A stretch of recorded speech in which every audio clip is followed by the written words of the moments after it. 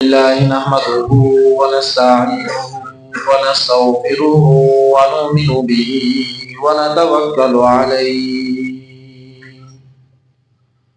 ونعوذ بالله من شرور أنفسنا ومن سيئات أعمالنا من يهده الله فلا مضل له ومن يضلله فلا هادي له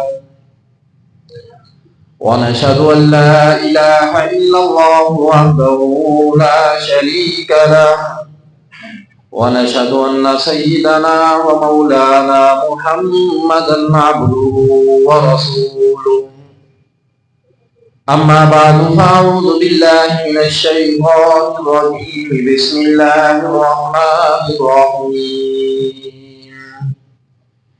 يا أيها الذين آمنوا كتب عليكم الصيام كما كتب على الذين من قبلكم لعلكم تتقون صدق الله العظيم صدق رسوله النبي الكريم ونحن على ذلك لمن الشاهدين والشاكرين والحمد لله رب العالمين۔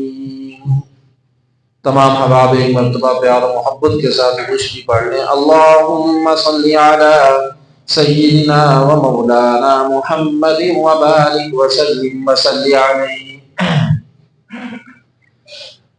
محترم و مکرم سامعین ذی وقار،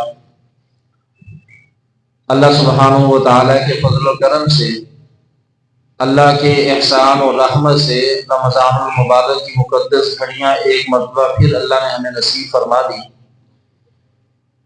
اللہ جل جلالہ کا بڑا احسان ہے کہ رمضان المبارک کا مہینہ یہ مسلمان کے لیے ایک تربیت کا مہینہ ہے۔ قرآن مجید فرقان حمید کے اندر سورۃ البقرہ کی آیات کے اندر 81، 82، 83، 181 سے لے کے 187 تک یہ 5 آیات بنتی ہیں۔ ان 5-6 آیات کے اندر اللہ جل جلالہ نے روزوں کا مقصد بیان فرمایا ہے۔ ان آیات کا مطالعہ کرنے کے بعد ہمیں یہ بات سمجھ میں آتی ہے کہ یہ روزے کیوں رکھے گئے۔ آج کی دنیا میں اگر دیکھا جائے تو چونکہ یہ مادی دور ہے تو اس میں عقل یہ کہتی ہے کہ بھوکا پیاسا رہنے سے انسان کو کیا ملتا ہے۔ اللہ جل جلالہ نے قرآن مجید میں فرمایا کہ اصل مقصد یہ نہیں ہے کہ تم بھوکے رہو، یہی وجہ آپ دیکھیں کہ نعمتوں میں کمی نہیں ہوئی۔ انسان کے جتنے اعضاء ہیں وہ بھی پورے ہیں، دانت بھی ہیں، معدہ بھی ہے، سب کچھ ہے، نعمتیں پہلے سے بڑھ کر ہیں، لیکن اس کے باوجود اللہ جل جلالہ نے روزے فرض فرمایا۔ اس کا 3 مقصد ہیں اور یہ تینوں مقصد سورۃ البقرہ میں اللہ جل جلالہ نے بیان فرمائے۔ روزے کا پہلا مقصد یہ ہے تم متقی بن جاؤ، لعلکم تتقون، تم متقی بن جاؤ۔ اور دوسری آیت میں تھوڑا سا آگے چل کر فرمایا کہ ہم نے تمہیں روزے اس لیے دیے تاکہ تم شکر گزار بن جاؤ، اور پھر اس سے تھوڑا آگے جا کر فرمایا کہ ہم نے تمہیں روزے اس لیے دیے تاکہ تم ہدایت پر آ جاؤ۔ اب یہ 3 باتیں بڑی ہی اہم ہیں، متقی بننا، شکر گزار بننا اور ہدایت پر آ جانا۔ متقی کا معنی کیا ہے؟ تقوی کے میں اندر 2 باتیں ہیں، اس کی تعریفیں تو 6 تعریفیں ہیں تقوی کی کہ متقی کسے کہتے ہیں۔ ان میں سب سے آسان ترین تعریف، اس کی ڈیفینیشن یہ ہے کہ متقی کا معنی یہ ہے کہ جن کاموں کو اللہ جل جلالہ نے کرنے کا حکم دیا ہے ان کو کرنا، اور جن کاموں سے اللہ جل جلالہ نے بچنے کا حکم دیا ہے ان کو نہ کرنا۔ بس یہ بڑی آسان بات ہے کہ جو کام اللہ نے فرمایا کہ یہ کرو، اب ہمیشہ اس بات سے بچتے رہنا کہ ایسا نہ ہو کہ وہ کام ہم سے نہ ہو۔ مثلا روزے کا حکم دیا، نمازوں کا حکم دیا، زکوٰۃ کا حکم دیا، اور اگر زکوٰۃ حج فرض ہو جائے حج ادا کرنے کا حکم دیا، یہ سارے وہ اعمال ہیں کہ جو ہمیں اللہ جل جلالہ نے حکم دیا۔ اچھا یہ بھی ہو سکتا تھا فرمایا کہ یہ کام تم کرتے رہو، ساری زندگی کوئی آدمی یہ 2 کام کرتا رہے تو وہ متقی کی صف میں شامل ہو گیا۔ وہ متقی کی صف میں شامل ہو گیا جو آدمی ساری زندگی یہ کام کرتا رہے۔ تو فرمایا کہ اصل اللہ یہ چاہتے ہیں کہ یہ مہینہ تربیت کا مہینہ ہے، اور تربیت ہمیشہ جبر کے ساتھ نہیں ہوتی، اختیار کے ساتھ ہوتی ہے، اور اختیار بھی ایسا کہ بندے کو سارا اختیار ہے، پانی بھی ہے، کھانا بھی ہے، اور اس کو یہ یقین ہے مجھے کوئی نہیں دیکھ رہا، لیکن پھر بھی وہ نہیں کھاتا۔ کیوں؟ یہ جو ہم نے کلمہ پڑھا ہے لا الہ الا اللہ محمد رسول اللہ، یہ کلمہ پڑھنے کے بعد ہمارے دل میں ایک احساس پیدا ہو گیا، ہمارے دل میں یہ احساس پیدا ہو گیا کہ اللہ ہمیں دیکھ رہا ہے۔ حالانکہ عام طور پر ہم کیا کہتے ہیں 11 مہینے، اگر بعض دفعہ نیکی کا کرنے کو دل نہ چاہے تو ہم کیا کہتے ہیں؟ عموماً یہ جملہ ہم سنتے ہیں کہ یہ پہلی صدیوں کے لوگ جو تھے وہ بڑے ایماندار تھے، ان کا مقابلہ کیسے کر سکتے ہیں؟ صحابہ اکرام، اولیاء اکرام، صالحین، ان کا تقوی، ان کے کیا کہنے، ہم تو گناہ گار ہیں اس لیے ہم گناہ کر رہے ہیں۔ لیکن یہی جب رمضان المبارک کا مہینہ شروع ہوا، اور اب دیکھیں انسان کے دل میں جو اللہ کا یقین ہے وہ کیسے ابھر کر باہر آیا کہ اب رمضان کا مہینہ شروع ہوا، اب روزہ رکھا ہوا ہے، اور کوئی دیکھنے والا نہیں ہے، کوئی کیمرے نہیں ہے، کوئی نگرانی نہیں ہے، کوئی قانون نہیں ہے گورنمنٹ کی طرف سے۔ لیکن ایک انسان کو آپ کہیں کہ آپ کو تو کوئی نہیں دیکھ رہا، آپ پانی پی لیں، وہ کہے گا نہیں میرا روزہ ہے۔ اب اس کا یہ جملہ بولنا کہ نہیں میرا روزہ ہے، یہ جملہ کیا ہے؟ یہ قوت ارادی ہے، یہ قوت ایمانی ہے۔ یہی اللہ فرما رہے ہیں، اللہ فرماتے ہیں کہ میں یہ چاہتا ہوں تمہارے اندر یہ تقوی پیدا ہو جائے کہ تم رمضان المبارک کے مہینے میں قوت ایمانی اور قوت ارادی کے ذریعے سے حلال نہیں کھا رہے، پانی حلال تھا نہیں پی رہے، رزق حلال تھا نہیں کھا رہے، تو یہ قوت ایمانی، یہ قوت ارادی، اس کے ذریعے سے جب تم حلال نہیں کھاؤ گے تو نتیجہ کیا نکلے گا؟ 11 مہینے تم حرام کے کیسے قریب جاؤ گے؟ یعنی اس ایک مہینے میں وہ قوت ایمانی، وہ قوت ارادی، جب انسان یہ طے کر لے کہ مجھے کوئی دیکھنے والا ہے، تو اب اس کی یہ تربیت ہو جانی چاہیے کہ باقی 11 مہینے وہ حرام کے قریب نہ جائے۔ ایک آدمی اگر سادہ لباس میں ہو، اس کی ذمہ داریوں میں، اس کی بات میں، اس کی گفتار میں، اس کے چلنے میں، اور ایک دوسرا آدمی یونیفارم میں ہو، گورنمنٹ کی اپنی پولیس کی وردی میں ہو، اب اس کا انداز بھی بات کرنے کا اور ہوگا، اس کی ذمہ داریاں بھی بڑھ جائیں گی۔ اگر کپڑے بدلنے سے انسان میں اتنی بڑی تبدیلی آ جاتی ہے، لباس اور یونیفارم بدلنے سے اتنی بڑی تبدیلی آ جاتی ہے، تو ایمان کتنی بڑی انسان کے اندر تبدیلی پیدا کر سکتا ہے۔ اگر ہم یہ قوت ایمانی اور قوت ارادی کو اپنی تربیت کا حصہ بنا لیں تو پھر ترجیحات کا تعین بھی بدل جاتا ہے، اور ہر انسان کے دل میں یہ بات ہوتی ہے۔ اب دیکھیں ایک طالب علم ہے اور اس نے امتحان دینا ہے، امتحان کے دنوں میں میٹرک کا یا FSC کا وہ طالب علم اس نے جو پیپر دینے ہیں، تو پیپروں سے پہلے وہ کتنا اپنے آپ کو نیکی کے قریب کر لیتا ہے، وہ وظیفہ بھی پڑھے گا، وہ دعا بھی کرے گا، وہ نماز بھی پڑھے گا، وہ ذکر بھی کرے گا، اور بنیاد کیا ہوگی کہ میرے پیپر ہے۔ اگر کوئی ایسی ویسی بات ہوگی کہیں ایسا نہ ہو کہ اس کا اثر میرے پیپروں پر پڑ جائے، اب وہ بڑی احتیاط کے ساتھ ان دنوں میں وہ بڑا نیک ہوگا، بڑا صالح ہوگا، دعائیں بھی کر رہا ہوگا۔ اب ایک کیا چیز ہے جس نے اس کو تبدیل کر دیا؟ قوت ارادی۔ اب یہی قوت ارادی جب قوت ایمانی میں بدلے گا تو اللہ کا یقین جب دلوں میں آئے گا تو پھر باقی 11 مہینے انسان کے لیے گزارنے آسان ہو جائیں گے۔ گھروں میں اگر کوئی بیمار ہو، کوئی بڑا بیمار ہو جائے، تو سب کہتے ہیں کہ تمہیں سکرین کی پڑی ہے، بٹن بدل جاتے ہیں، سکرینیں بدل جاتی ہیں۔ کیوں کہ دل میں یہ بات ہے کہ فلاں بیمار ہے، اس کے سامنے بیٹھ کے ایسی سکرین چلانا، ایسی چیزیں دیکھنا، یعنی دل یہ بات کہہ رہا ہے، وہ قوت ایمانی جس کو ہم نے چھپا کر رکھا ہوا تھا، اب وہ بھی بول پڑی کہ یہ بیمار ہے، اس کے قریب بیٹھ کر ایسی چیزیں نہ دیکھو، شاید اللہ اس کو شفا دے۔ یعنی ہم ایسی حالت میں اصل ہمارا ایمان ابھر کر باہر آیا۔ رمضان المبارک یہ تربیت دیتا ہے کہ دیکھو رمضان المبارک کا ایک دوسرا روزہ ہے، ابھی روزہ رکھنا بظاہر بعض لوگوں کے لیے مشکل ہوگا، اور کیونکہ پہلے ایک عادت تھی، کھانے کی پینے کی، کسی نہ کسی وقت میں کبھی چائے کبھی پانی.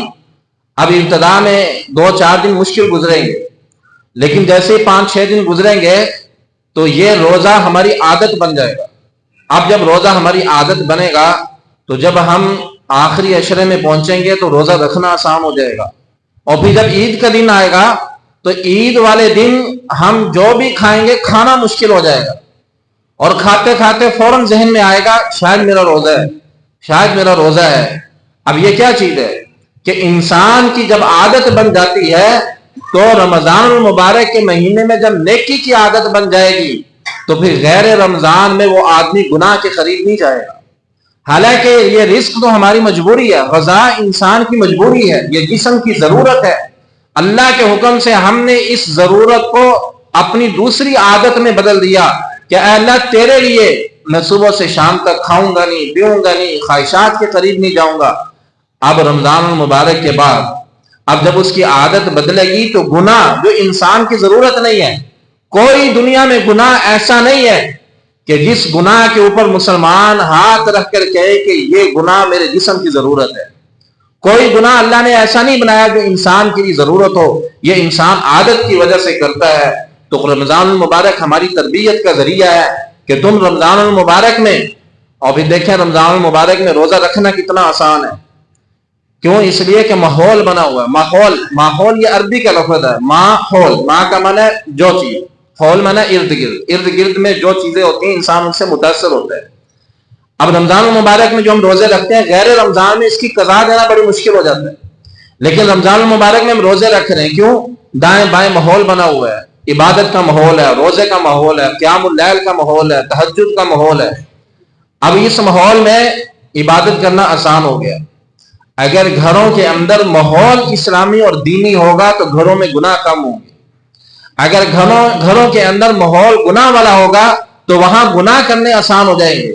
رمضان المبارک ہماری یہ تربیت کرتا ہے. اگر متقی چاہتے ہو تو اپنے ماحول کو بدلو، اپنے اس کردار کو آگے لے کر جاؤ اور اپنی تربیت کرو کہ تم نے رمضان المبارک میں اللہ کے حکم سے، تمہیں کوئی فزیکل دیکھنے والا نہیں تھا، تمہارے دل میں ایمان تھا اور اس ایمان کی بنیاد پر تم نے کھانا پینا چھوڑ دیا. اور 11 مہینے حرام کے قریب کیوں جاتے ہو؟ حرام کو چھوڑ دو اللہ کے حکم کے ساتھ. اور پھر قرآن مجید میں ایک تو یہ مقصد بیان کیا گیا کہ ہم نے تمہیں روزے اس لیے دیے تاکہ تم اپنے جہاں جسم کا سوچتے ہو وہاں تم اپنی روح کو بھی سوچو. تقویٰ یہ غذا ہے روح کا، اور جسم کی ضرورتیں ہم نے 11 مہینے پوری کی.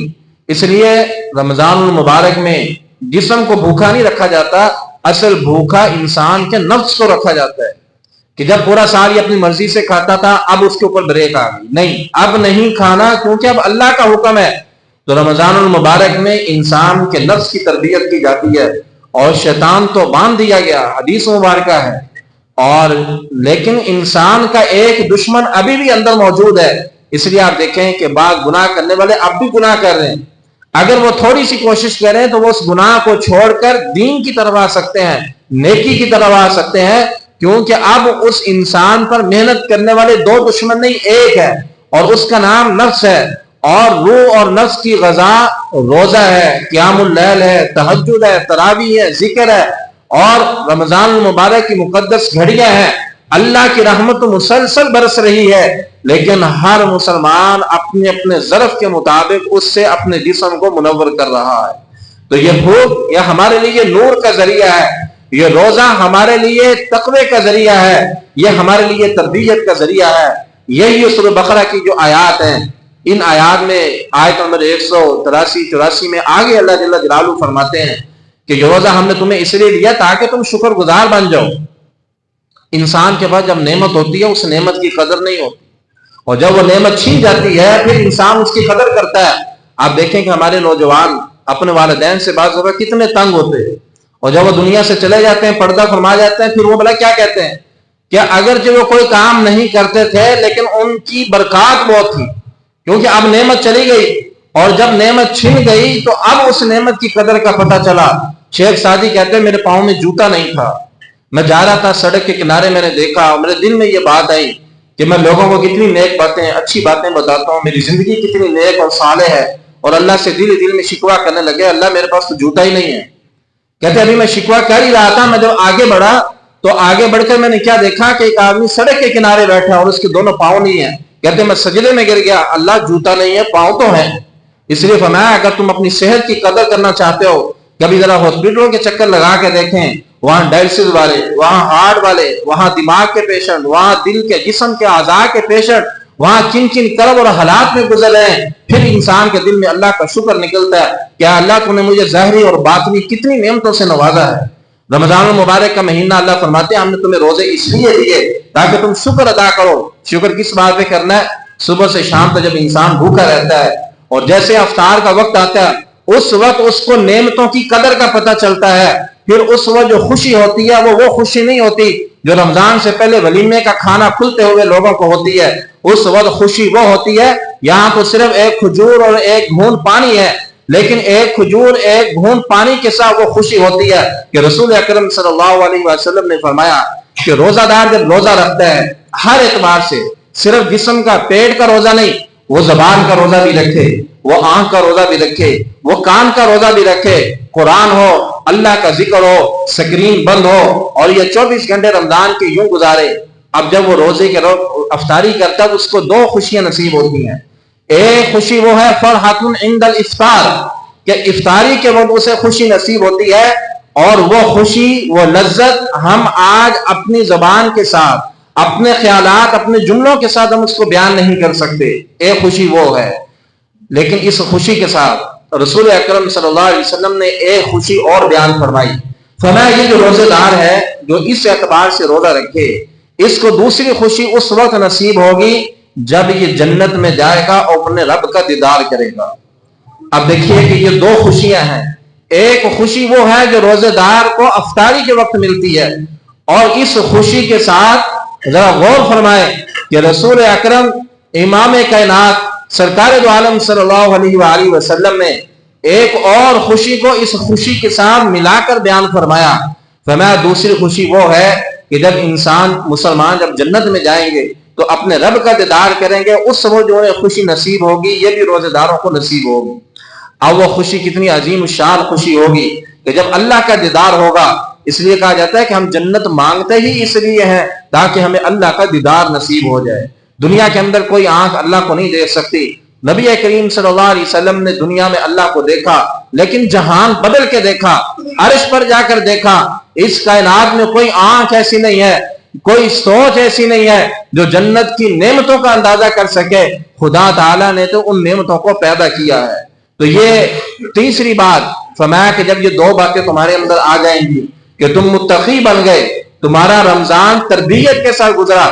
یہ تربیت جبر کے ساتھ نہیں ہے, سختی کے ساتھ نہیں ہے, قانون کے ساتھ نہیں ہے, انسان کی قوت ارادی اور قوت ایمانی کے ساتھ ہے. جہاں کیمرے ہوں یا نہ ہو, کوئی دیکھنے والا ہو یا نہ ہو, انسان کے دل میں یہ چنگاری ہے کہ مجھے وہ اللہ دیکھ رہا ہے. اور یہ ہر انسان کے اندر ہے, ہر نیک کے اندر ہے, بڑے سے بڑے آدمی کے اندر ہے. اس کے دل میں یہ جملہ ہوتا ہے کہ مجھے کوئی دیکھنے والا ہے, اور وہ اپنی زندگی میں کبھی نہ کبھی اس کا اظہار ضرور کرتا ہے. فرمایا جب جس بندے کے اندر یہ تڑپ اور یہ سوچ فکر پیدا ہو گئی کہ مجھے اللہ دیکھ رہا ہے, پھر اس کو دنیا میں اللہ کی عطا کردہ نعمتیں نظر آنا شروع ہو جائیں گی. پھر اس کو اپنے جسم میں نعمتیں نظر آئیں گی, اپنی کمائی میں, اپنے رزق میں, اپنے رہائش میں, اپنے کھانے پینے میں اللہ کی نعمتیں نظر آئیں گی. جب نعمتیں نظر آئیں گی پھر وہ شکر ادا کرے گا. جب شکر ادا کرے گا پھر وہ ہدایت پر چلنے والا ہو جائے گا, پھر اس کا راستہ سیدھا ہوگا. پھر نفس نہیں, نفس کے ساتھ شیطان بھی آ جائے گا تو اس کو راستے سے ہٹا نہیں سکے گا.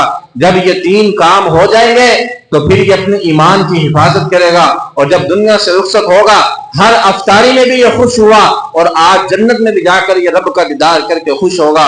دعا کہ اللہ جل جلالہ مجھے آپ کو دین سمجھنے کی عمل کی توفیق عطا فرمائے. وآخر دعوانا الحمدللہ رب العالمین.